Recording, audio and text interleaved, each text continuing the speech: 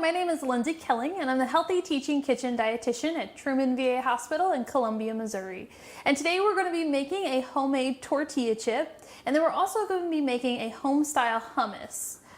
So we went ahead and taken some just plain tortillas. These are a whole wheat tortilla. You can get any brand that you want. And we've just taken some kitchen scissors and cut them into the tortilla chip shape. So just cut them into triangles. I've sprayed them with just a little bit of an olive oil and lightly sprinkled some salt on them. So they've baked already at 350 for about 3 minutes. We flipped them over and we're gonna put them in for about another 3 to 4 minutes. We want them just to get nice and crispy like a tortilla chip, and then we'll pull them back out to use for our hummus.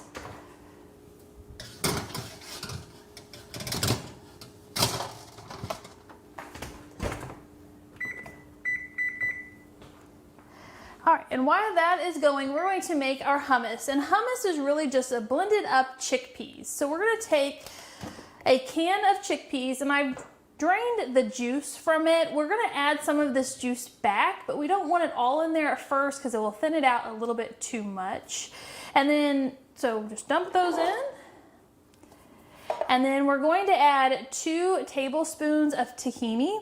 Tahini is a ground up sesame seed, and it'll just add a little bit more flavor and creaminess to this recipe. If you don't have tahini at home or you don't want to purchase it because it can be kind of expensive sometimes, you can instead do an unsweetened peanut butter or nut butter in place of this. It'll add a little bit of nuttiness to it, but trying to get the ones without any extra sugar in it. Otherwise, it's going to sweeten your hummus a little bit more. We're also going to add 2 tablespoons of lemon juice. You can use fresh, or if you buy the little containers of it. This is just going to help to balance out and give it a little bit of a bite to it. We're also going to add a teaspoon of olive oil. That's going to give us some of those mono unsaturated fats.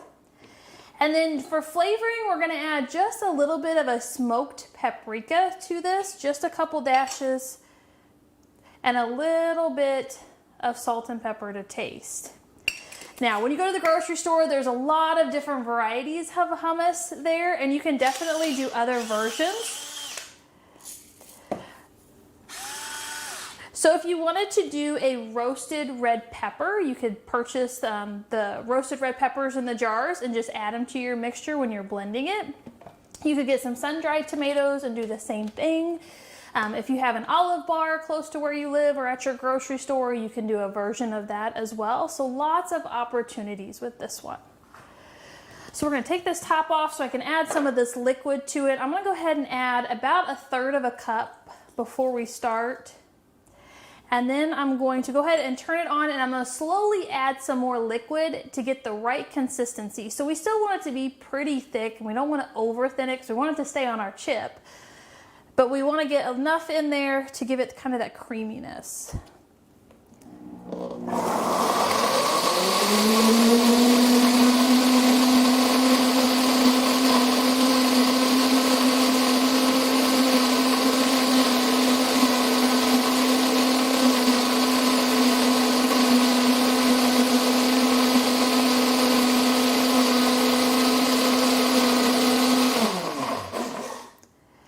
That was about the right amount of liquid that I wanted for this one. So kind of depending on how much juice is in your chickpeas. So we're going to take this and put it in our bowl. And perfect timing for our tortilla chips. Let me grab them out real quick.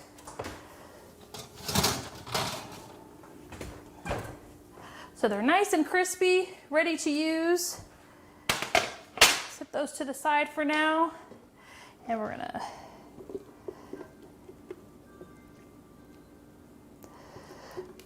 So the consistency that you want is going to be a little bit thicker than a pudding consistency, but we wanted that nice and creaminess. And this can be a great snack option. Serve it with some sliced peppers, serve it with some cucumbers or sliced zucchini or your tortilla chips. And your tortilla chips, you can do a sweet version of this, so let's say you make a fruit salsa, instead of doing the olive oil and the little sprinkle of salt, instead you can mix just a little bit of cinnamon and sugar and sprinkle that on top before you bake it, and that'll give a little sweetness to it. All right. Keep checking back with us for more recipes. Thanks so much for joining us today.